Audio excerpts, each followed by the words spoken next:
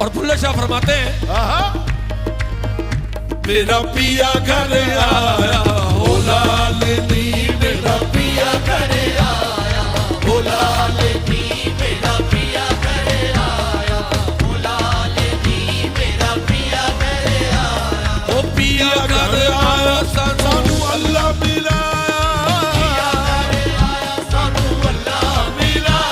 हुण आवे करदा निहाल दी मेरा पिया घर आया हो लालनी, मेरा पिया घर आया। वो मेरा पिया, मेरा पिया, मेरा पिया आए आओ मदनश, आए आओ मदनश ताओ इसे आबादी